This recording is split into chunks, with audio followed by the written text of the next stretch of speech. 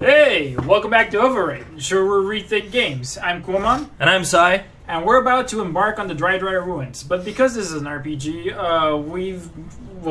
Sai over here is making a couple of quick changes to his badges. Yeah, I've removed the power bounds. No, the power jump. Power jump. And I got the quick hammer, which will let me hit enemies on the ceiling. On the ceiling. And keeping the damage dodge because we've seen your history with getting hit. And the close call. Yes. So that's what I'm going with. Yeah.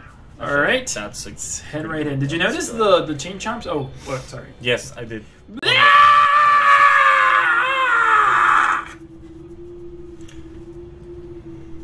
On a ceiling.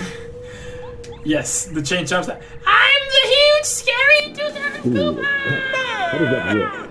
Who dare set foot in this? My powers of the same! Make it stop! Be gone from this place now!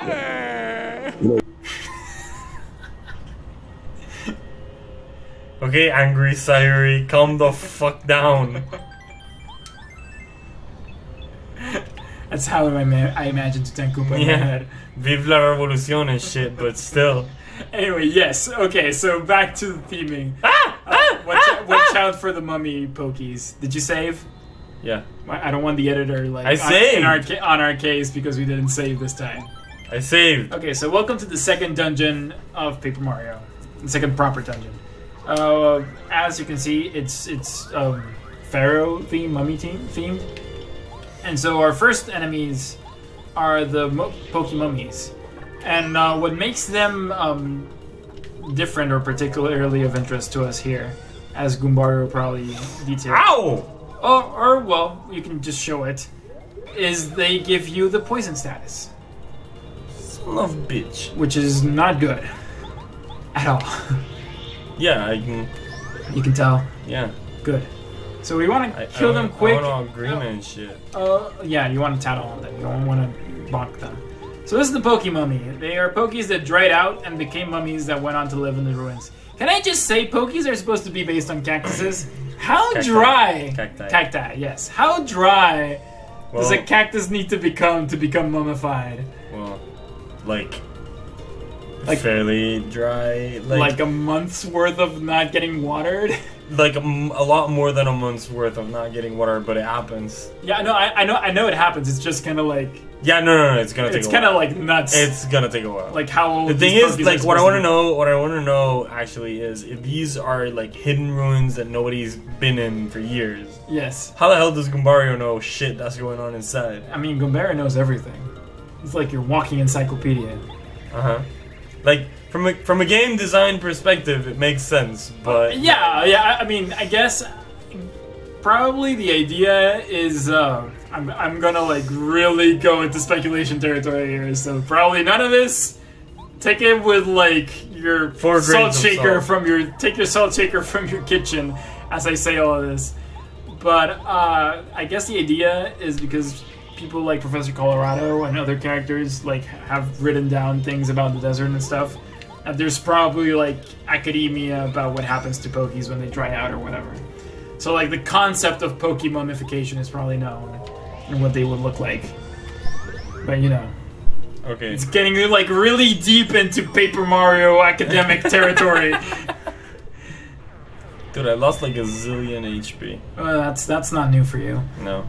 It really is. Yeah, there's gonna be another one in this one. Nope. But you want to get the badges inside if you don't get son of a bitch in the geometry of the building.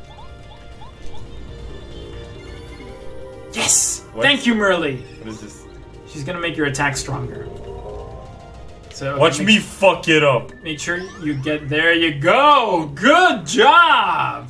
Take that 5 attack power. I forgot how to use words. Anyway, just because you get better attack power doesn't mean you need to stop defending. You know that, right? What? What? Yeah. What? Exactly. Oh! Level up.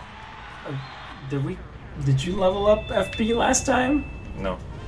Okay, I guess you just wanted to get that badge stuff. Well, yeah. seeing as we needed space for a new badge, I guess it works out. So the Spike Shield badge is actually gonna be very useful for us. Does Mario jump on a spiked enemy without taking damage? So this is our first badge that kind of like negates a rule that the game has taught us so far. So like if you remember way back in Goomba Village, since you can't avoid battles for the to save your life, and that's how it works, boys. The game established, yes, that's how it works. The game established like certain ground rules about how enemy fights work. So they gave you like your regular Goombas, and you know you jump on them, you hit them with your hammer. It's about the same. Then they gave you the Goombas with the spikes, and they went like, oh, you shouldn't jump on these. So what's gonna start happening from here on out, starting with the Spike Shield badges, we're gonna start seeing badges that let you like negate rules of the game. Now that the designers can safely assume that we know the basics of how the whole game works. Hilarious. Safely assume. Let me reiterate that part because we're never sure here with Sai playing the game. It's okay, you don't have the key yet. Oh look, a key. So yeah. So speaking of game design, again, like what's neat, and it kind of goes back to this baby's first RPG thing with this thing is how very like on the nose the game design is in this game. So they're like literally teaching you like, okay, there's a locked door, here's a key opens a locked door. Like this is like the most literal version of like here's how to solve a puzzle within this dungeon. Mm-hmm. And then the key lets you open a section, then opens the way for you to move on to the other section. Because I don't know if you noticed just now, but the floor right underneath us, yeah. There's a door that we couldn't reach unless we didn't do this. Yeah, so, I saw it.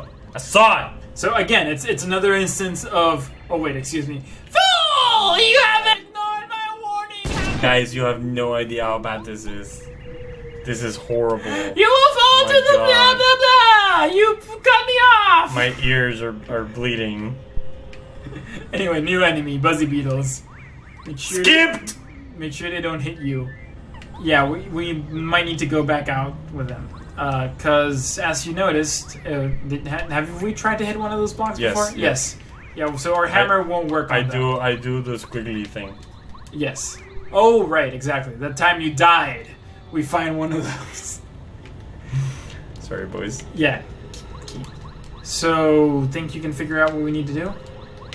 Go there. Well, yeah, get the key, but... and just jump on it. What part of jump on it did you not understand? The J. You want to jump on them because just like Koopas, they get flipped on their shell. The big difference with these guys, though, is they don't have that turn loss that the Koopas have. They turn back pretty quickly, so you want to make sure you get those action commands in. Not like that. So you kill them. So this is a Buzzy Beetle. They're cute but mean. They have 3 HP, they have attack power 2 and defense power 2. Okay. So it is crucial that you like turn them around because you will not be able to hit them otherwise unless Merlee comes back in and like gives you a step up to your attack power. And yeah, Buzzy Beetles are actually another one of those old school enemies from Super Mario Bros. 2. The one we got, not the one the Japanese got. Yeah, introduced all the way back there. I'm not sure if this is a popular. No! So Super Mario Bros. 2 doesn't have like proper Koopas. So I think originally when they did the reskin, these were just meant to be like, well, that game's version of Koopas, but they kind of like the design is so different, and Super Mario Bros. 2 did like. The American version did really hit it off with a lot. It was a very well sold game. Mm-hmm. So I think that's kind of how they ended up being spun off into their own characters. Actually, no, I'm lying. No, Buzzy Beetles are in Super Mario Bros. 1. I am totally lying. They are. Yes, they show up. I think in 1-2 actually. To show you, there's a part early in 1-2 where you're supposed to, by the time you get there, you're supposed to already have a mushroom, so you probably won't be able to get past a certain area that you can as Tiny Mario. So I think the Buzzy Beetles are there to kind of show you, to kind of be like that enemy for that kind of size space thing. I don't know, my memory is just really bad with me on today, guys. I'm really sorry. The other guy will probably like go ahead and like correct me and fact check me whatever I got wrong. If either one of those two things I said is wrong. They're both wrong. What is the right one then, Sai? Please educate me. And, you know, it's on the screen right now. The overwriters. It's on the screen right now. Yes. You guys can just fuck! No, please don't just fuck. At least ask for proper consent first. It's the proper thing to do. And the more you know. So annoying! Think you can deal with the Buzzy Beetles this time? No. But yeah. So, getting back to what I was talking about earlier. It's actually you want to call the episode? Yeah, we should be closing up. So we've embarrassed ourselves enough this episode. Oh yeah. Yeah. Okay. So you can like go into in the next one. We'll try and figure out the rest of this dungeon. What? Where did all my sand go? It went to the room you were just in. No, it didn't. Yeah, it was in the room above, and it went back down here. That's it. This won't solve your block problem. Your block problem gets solved with something else, but we will figure that out in the next one. Yes, we will. Yes. See you guys then.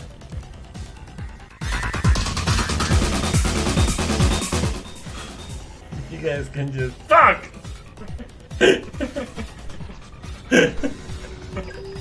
Did you like my save? Yeah. That was actually pretty hilarious.